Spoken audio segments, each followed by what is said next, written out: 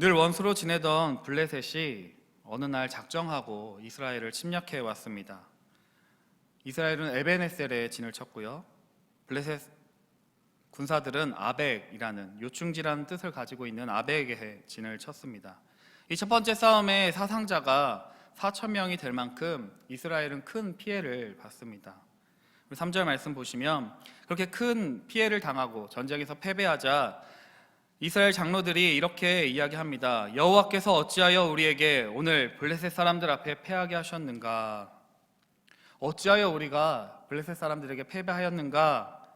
그 이유를 궁금해했고 하나님께 물었습니다. 그리고 그들은 이렇게 생각했습니다. 여호와의 언약궤를 실로에서 우리에게로 가져다가 원수들의 손에서 우리를 구원하자. 여러분, 여호와의 언약궤가 무엇입니까? 여호와의 언약궤를 하면 제 손에 끼고 있는 이 결혼 반지처럼, 제가 결혼을 했다는 증거인 이 결혼 반지처럼 여호와의 언약궤는 하나님이 함께 하신다는 상징이었습니다. 여호와의 언약궤가 하나님이 나와 함께 하시는구나, 우리와 함께 하시구나 하는 그 임재를 상징하는 것이었습니다. 그래서 이스라엘 장로들 또 이스라엘 백성들은 하나님의 상징물인, 하나님의 임재의 상징인 언약궤를 전쟁터로 끌고 왔습니다. 그리고 그것이 도착하자 이런 반응이 나타납니다. 우리 5절 말씀 같이 한번 읽어볼까요? 시작. 여호와의 언약궤가 진영에 들어올 때에 온 이스라엘이 큰 소리로 외치매 땅이 울린지라. 땅이 울릴 정도로 여호와의 언약궤가 그 땅에 이스라엘 곁에 오자 온 백성들이 기뻐 춤을 춥니다. 뭐 이런 거겠죠. 저희가 서울로회잖아요. 서울로회에서 축구 경기 하는데 축구 선수로 손흥민이 오는 겁니다. 손흥민이 와서 우리 축구 경기를 뛰어주는 겁니다. 그러면은 축구 경기 뛰는 선수들 그리고 그 응원하는 사람들이 막 힘이 나겠죠. 또 여러분들이 막 동창들을 만나러 가는데 저 차는 잘 모르겠지만 부의 상징인 뭐 벤츠, 뭐 아우디 이런 거를 다 끌고 가는 거예요. 그러면 사람들이 돈 좀 벌었네, 잘 나가네, 이런 생각들을 아마 하겠죠. 그런 것처럼 여호와의 언약궤가 그 땅 가운데 임하게 되자 이스라엘 백성들이 야, 이제 승리는 우리 것이다, 하나님이 우리에게 승리를 주시겠구나, 블레셋 사람들이 패하겠구나 라는 생각들을 가지면서 하나님이 함께 하시는구나 철석같이 믿고 우리가 이 싸움은 당연히 이길 것이라고 생각을 했습니다. 그런데 다시 싸움이 시작되었고 결과는 성경에 기록된 것처럼 3만 명이 되는 더 큰 피해를 입게 되었습니다. 결국 가장 소중히 여기던 여호와의 언약궤도 블레셋에 빼앗겼고 그 현장에 있던 엘리의 두 아들 홈니와 비느하스도 이때 전사하였습니다. 그들은 여러분 왜 싸움에서 패배하였을까요? 우리가 왜 이 싸움에서 첫 번째 전투에서 왜 패배하였을까 그들은 생각했습니다. 언약궤가 없구나, 언약궤가 없으니까 패배했구나. 그들은 하나님의 언약궤가 없기 때문에 전쟁에서 승리하지 못한 것이라고 생각을 하고 언약궤를 가져왔습니다. 그러나 더 크게 패배하는 참사를 겪게 되었습니다. 여기서 여러분과 저는 질문하게 됩니다. 이스라엘은 왜 패배를 당하였을까? 아니, 하나님의 임재의 상징인 여호와의 언약궤가 그들과 함께하고 있는데 그들은 왜 패배하였을까? 우리는 이렇게 생각할 수 있습니다. 하나님이 힘이 없어서, 하나님이 능력이 없어서. 그런데 이 고대 사회에서 이스라엘과 이 블레셋이 전투하고 전쟁하던 이 고대 사회에서 이 전쟁은 단순히 그냥 한 나라와 한 나라가 싸우는 것이 아니었습니다. 신들과 그들이 믿고 있는 신과 이들이 믿고 있는 신들과 신들의 전쟁이었습니다. 8절 말씀 한번 보시면 블레셋 사람들이 그 언약궤가 이스라엘 땅 가운데 오자 그들이 이렇게 이야기합니다. 8절 말씀 보시면 우리에게 화로다, 누가 우리를 이 능한 신들의 손에서 건지리요, 그들은 광야에서 여러 가지 재앙으로 애굽인을 친 신들이니라. 블레셋 사람들도 여호와 하나님에 대해서 알고 있었습니다. 여호와의 언약궤가 그 땅 가운데 임하자 저 신은, 이스라엘이 믿고 있는 저 신은 이스라엘을 애굽에서 건져낸 그 전능하신 신이야. 애굽인의 그 여러 가지 신들을 패배하게 만든 그 신들이라고 알고 있었고 그래서 그들은 두려워하였습니다. 다시 말해서 그들이 전쟁을 할 때 이스라엘이 이기면 이스라엘의 신이 강한 것이었고, 블레셋이 이기면 블레셋 사람들이 믿고 있던 그 신들이 강하다는 뜻이었습니다. 그러니 여호와의 언약궤가 그 가운데 있었다는 사실은 여호와와 그 사람들이 믿고 있던 그 신들과 신들의 전쟁이었다는 사실입니다. 또 여러분과 제가 알고 있습니다. 하나님은 결코 약하신 분이 아니십니다. 모든 신들보다 강하십니다. 사무엘상 4장에서 5장 한 장만 넘겨보면 여호와의 언약궤의 존재만으로도 블레셋의 신들이 다 나가 떨어집니다. 사무엘상 5장 3절에만 보면 이렇게 이야기합니다. 아스돗 사람들이 이튿날 일찍 일어나 본즉 다곤이 여호와의 궤 앞에서 엎드러져 그 얼굴이 땅에 닿았는지라. 그들이 다곤을 일으켜 다시 그 자리에 세웠더니, 아니 여호와의 언약궤가 그냥 그 블레셋 사람들의 그 신전에 있기만 했는데 그 신상들이 목이 막 나가 떨어집니다. 머리와 두 손목이 끊어져 문지방에 있었고 다곤의 몸뚱이만 남았다고 이야기합니다. 아스돗에서 또 가드에서 에그론으로 그냥 도장 깨기 하는 것처럼 여호와의 언약궤가 옮겨지는 그 신전들마다 그 블레셋 사람들이 믿고 있던 그 신들이 다 나가 떨어지는 일들을 당하게 됩니다. 하나님 분명히 능력이 있으셨습니다. 하나님은 결코 전쟁에서 패배하지 않을 전능하신 하나님이십니다. 그런데 이런 능력이 있는 분께서 함께 하셨는데, 아니 그 임재하는 그 언약궤가 있었는데 이스라엘 사람들이 패배하였습니다. 단순히 이스라엘이 패배했구나 그것이 아니라 하나님의 영광에, 하나님의 명예에, 하나님의 얼굴에 먹칠하는 사건이 오늘 4장의 사건입니다. 그렇다면 하나님의 능력의 문제가 아닌데, 하나님은 능력이 있으셨는데, 하나님은 승리하실 수 있었는데 왜 이스라엘은 패배했을까? 여러분과 제가 생각해 보아야 합니다. 아니 하나님께서 왜 이스라엘의 패배를 허락하셨을까 생각해 보아야 할 것입니다. 분명한 것은 언약궤가 있고 언약궤가 없어서 그 전쟁의 승패가 결정된 사실은 아니라는 것입니다. 그렇다면 여러분과 제가 이스라엘 백성들의 말을 잘 살펴보는 데서 힌트를 얻을 수 있습니다. 3절 말씀을 한번 제가 읽어드리겠습니다. 백성이 진영으로 돌아오매 이스라엘 장로들이 이르되 여호와께서 어찌하여 우리에게 오늘 블레셋 사람들 앞에 패하게 하셨는고. 그리고 여호와의 언약궤를 실로에서 우리에게로 가져다가 우리 중에 있게 하여 그것으로 우리를 우리 원수들의 손에서 구원하게 하자 하니. 이스라엘 백성들 또 그 장로들의 말을 잘 들어보면 여호와의 언약궤가 있다면 승리할 것이라고 생각을 합니다. 하나님이 우리와 함께 계시는 것과 하나님의 임재를 상징하는 여호와의 언약궤가 있는 것은 별 차이가 없어 보이지만 큰 차이가 있습니다. 이스라엘 백성들의 말을 곰곰이 생각해 보면 그들은 여호와의 언약궤를 그냥 우리가 생각하는 부적처럼 생각하고 있다는 사실을 알게 됩니다. 우리에게로 여호와의 언약궤를 가져와서 우리 중에 있게 하여 우리 원수들의 손에서 구원하게 하자. 이 전쟁이 하나님의 뜻이냐 아니냐는 묻지 않습니다. 이 전쟁이 하나님께 달려 있음을 생각하지 않습니다. 여호와의 언약궤가 우리와 함께 있다면 우리는 당연히 승리해야 되는데, 우리가 당연히 블레셋 사람들을 무찔러야 되는데 여호와의 언약궤가 필요해. 하나님의 힘이 필요해.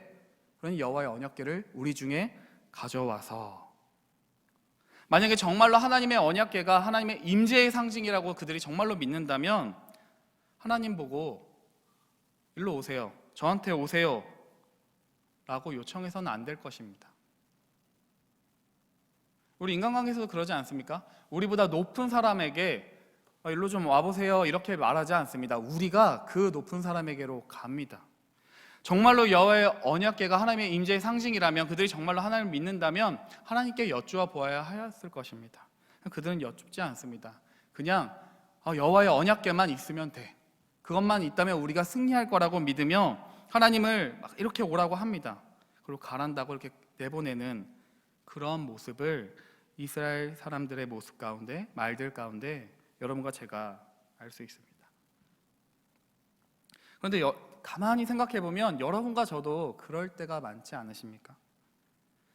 하나님을 우리의 필요에 따라서 운반하고 하나님을 우리의 필요에 따라서 동원하고 하나님을 우리의 만족을 위한 도구와 우리의 성공을 위한 수단으로 사용할 때는 없으십니까? 하나님을 경외의 대상으로 바라보는 것이 아니라 나의 뜻을 관철시키기 위해서 나의 욕망을 실현시키기 위한 도구와 수단으로 사용하고 계시지는 않으십니까? 요즘은 그런 분들 없으신 것 같은데 예전에는 많은 어르신들 그랬던 것 같습니다. 이 성경책을 정말로 귀하게 여기셔서 펴보지도 않으시고요, 밑줄도 못 치시고요, 이 성경책을 고이 이렇게 모셔두는 경우를 막 보게 됩니다. 성경책 자체가 능력이 있는 거 아닙니다. 십자가 목걸이 자체가 어떠한 부적처럼 능력을 가져다 주지 않습니다. 그런데 십자가가 있으면, 십자가 목걸이가 있다면, 성경책이 있다면 귀신이 막 물러갈 거야 이렇게 생각할 때도 많습니다. 정작 성경책은 보지도 않으면서 이 성경에 기록된 예수 그리스도에 관한 진실은 사실은 믿지도 않으면서 그냥 성경책만, 십자가 목걸이만, 그냥 하나님의 이름만 되뇌이면서 내가 믿는다고 착각하고 계시는 것은 아닐지 우리가 생각해 보아야 할 것입니다. 또 그뿐만이 아닙니다. 엘리의 두 아들 홈니와 비나스의 삶을 생각해 보아야 할 것입니다. 5절 말씀 보시면 누구보다 언약궤와 가까웠던 제사장들이었습니다. 홈니와 비나스가 그 언약궤와 함께 있었습니다. 물리적인 거리로는 굉장히 가까운 거리에 그 언약궤, 하나님과 함께 있었습니다. 그런데 홈니와 비나스 하면 여러분 떠오르는 것이 있지 않으십니까? 그들은 하나님을 분노케 하는 자들이었습니다. 사무엘상 2장에 보면 행실이 나빠 여호와를 알지 못했다고 기록하고 하나님께 드릴 것들을 자신이 착취하였고 회막에서 수종드는 여인들과 동침하였다고 기록합니다. 다시 말해 여호와의 제사, 여호와를 멸시하는 자들이었습니다. 물리적인 거리는 하나님과 굉장히 가까웠습니다. 날마다 하나님이 임재가 있는 그 회막에서 하나님의 일을 감당하는 자였습니다. 오늘로 치면 목사에 가깝겠죠. 누구보다 예배당에 가까이 있고 교회와 가까이 있고 하나님의 일들을 한다고 이야기하지만 그들의 삶이 하나님과 가까워 있지 않았습니다. 가장 하나님과 가까이 있다고 생각하고 믿었지만 그들의 삶은 결코 아니었습니다. 물리적인 거리는 여호와의 언약궤와 가까이 있었지만 실제 삶의 거리는 누구보다도 멀리 떨어져 있던 자들이었습니다. 여러분, 입술로는 가깝지만 마음으로는 먼 자들이었습니다. 누구보다 하나님의 백성이라고 자부하던 사람들이지만 하나님의 뜻과는 상관없이 하나님의 마음은 모른 채 살아갔던 자들이었습니다.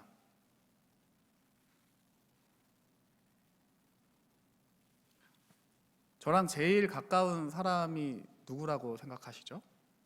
이렇게 질문을 한다면 저랑 제일 가까운 사람이 지금 누굴까요? 이렇게 여러분에게 질문한다면 아마 다들 저희 아내라고 이야기를 하겠죠.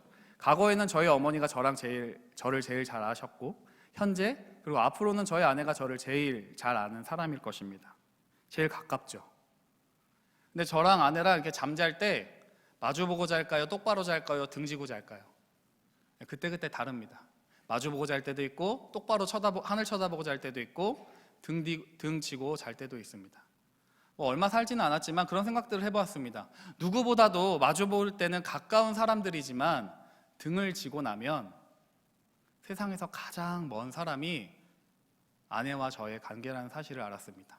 왜냐하면 등을 지고 있으면 지구 한 바퀴 돌아야 만나지 않겠습니까?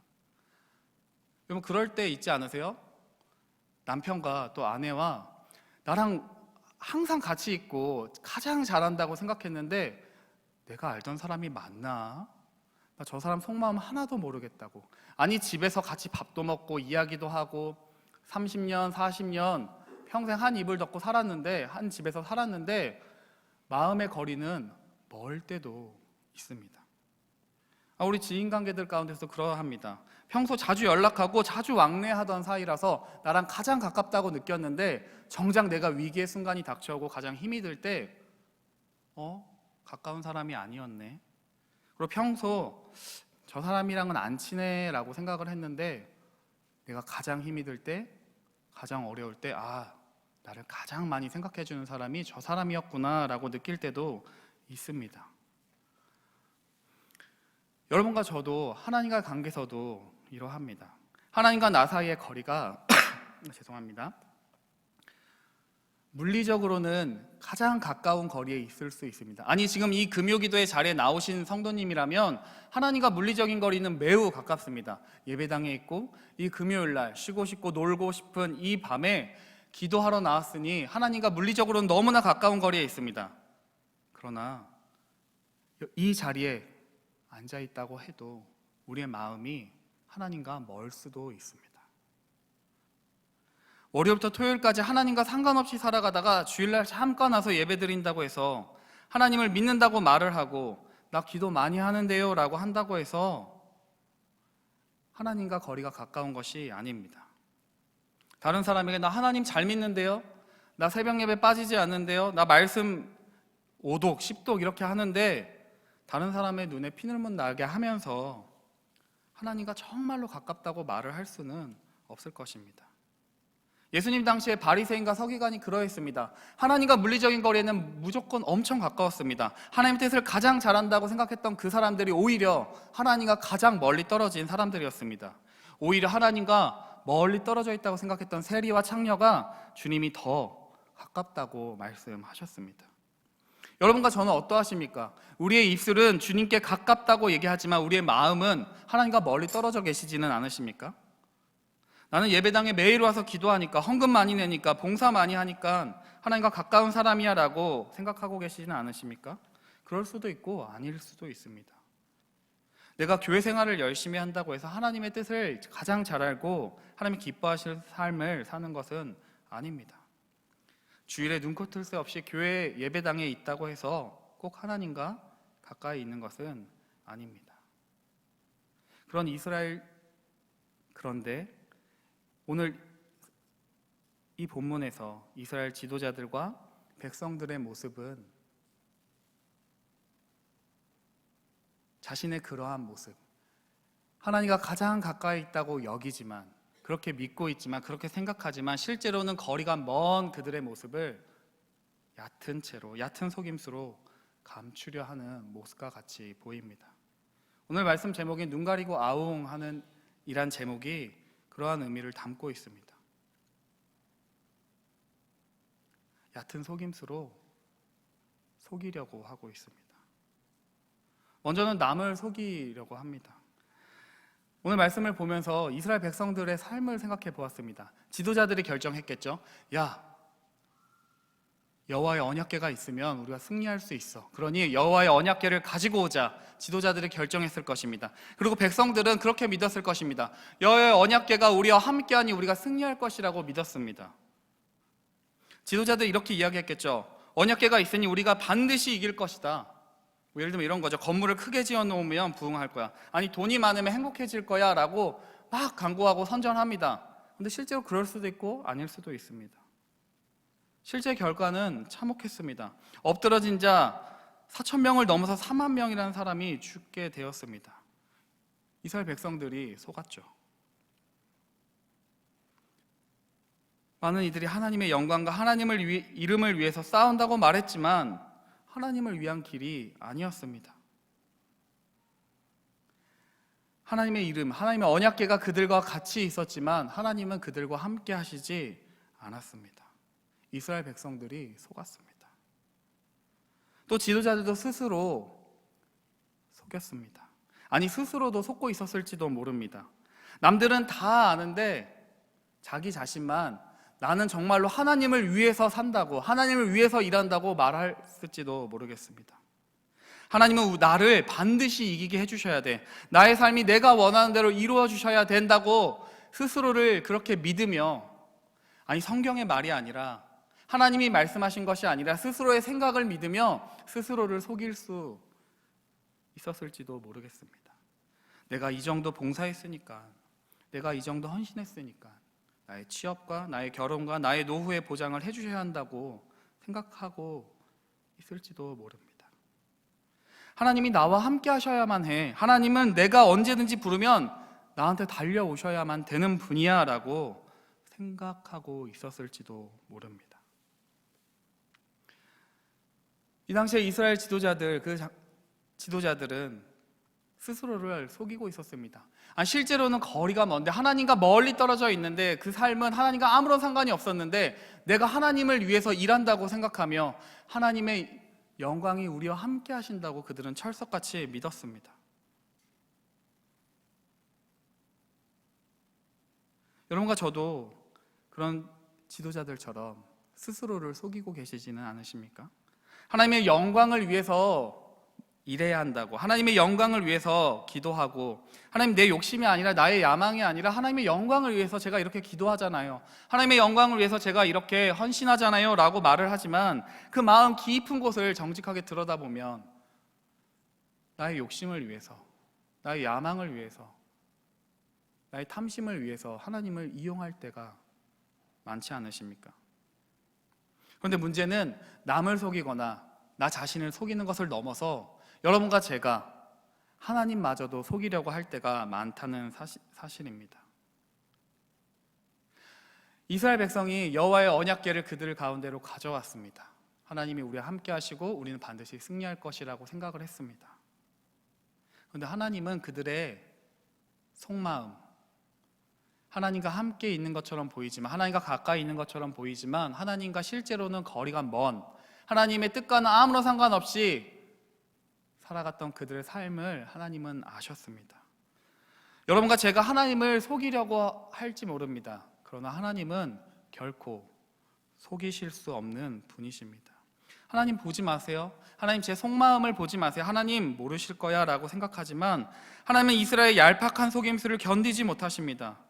남도 속이고 나 자신마저도 속일 수 있지만 하나님 앞에서는 감출 것이 하나도 없습니다. 하나님은 자신의 이름, 자신의 명예가 땅에 떨어지는 것까지도 견뎌내십니다. 그래서 이스라엘의 패배를 허락하셨습니다. 우리 인생 가운데 만약이란 말은 없지만 만약에 이스라엘의 지도자들이, 또 백성들이 처음 4,000명이 죽었던 그 첫 번째 패배에서 우리의 삶이 하나님과 멀어졌구나, 하나님께 여쭤보고 하나님께 도와달라고, 하나님께 구원해달라고 요청했다면 어떻게 역사가 바뀌었을까요? 언약궤를 가져오기 전에 그들이 하나님 앞에서 자복하고 하나님께 도와달라고 회개하였더라면 달라지지 않았을까요? 첫 번째 싸움에서 대패하고 이스라엘 지도자들이 우리가 왜 졌지? 왜 졌을까? 스스로 자문했을 때 그들은 자신의 삶이 하나님으로부터 떠났다는 사실을 깨달아야 했습니다.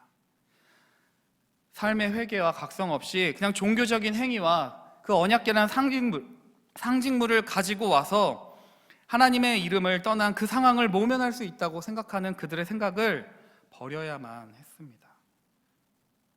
여러분과 저도 하나님의 뜻대로 살지 않으면서 필요할 때만 하나님의 이름을 찾고 하나님을 이용하고 이 길을 넘어가려고 한다면, 하나님을 속이려고 한다면 처절하게 실패할 것입니다. 블레셋과 싸우는 이스라엘의 모습이 우리의 모습은 아닙니까? 여러분과 저는 하나님 앞에서 내가 속일 수 있는 것이 아무것도 없다는 사실을 인정해야만 합니다. 하나님 앞에 여러분과 저의 정직한 마음을, 우리의 속마음을 하나님 앞에 정직하게 올려드려야 합니다. 화려한 언어로, 종교적인 언어로, 속으로는 이걸 원하면서 하나님께 기도할 때는 아닌 것처럼 가식을 떨면 안 됩니다. 차라리 우리의 모든 것을 다 아시는 하나님 앞에 정직하게 나아간다면 어떻게 될까요? 하나님, 저 사람 이기고 싶습니다. 하나님, 저 사람 밉습니다. 하나님, 나 이런 거 욕심 내고 싶습니다. 차라리 정직하게 하나님께 고백한다면 하나님이 우리의 마음을 선하게 바꿔주실 것입니다. 혹시 여러분과 저는 하나님과 가까운데, 하나님과 나 사이는 괜찮은데 하면서 남도, 나 자신도, 하나님마저도 속이려고 하고 있다면 우리의 형편없음, 내 안에 헛된 것을 추구하는 마음, 미움, 원망, 분노들 하나님 앞에 정직하게 고백하실 수 있었으면 좋겠습니다. 하나님 도와주세요. 나는 아무것도 아닙니다. 하나님 도와주십시오. 저를 좀 불쌍히 여겨주십시오. 그렇게 하나님께 나아간다면, 아니 우리의 있는 속마음, 더러운 것이 가득할지라도 우리의 속마음을 하나님께 다 뒤집어 내놓고 하나님 저 이렇게 형편없습니다.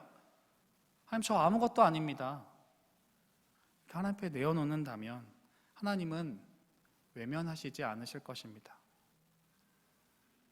내가 너와 함께 있을게. 내가 너를 안다. 여러분, 이 밤에 여러분과 제가 주님께 정직하게 나아가기를 원합니다. 종교적인 가면, 체면, 사회적인 지위와 직분, 내 소유의 그런 여부에 떠나서 하나님 앞에 정직하게 나가실 수 있기를 원합니다.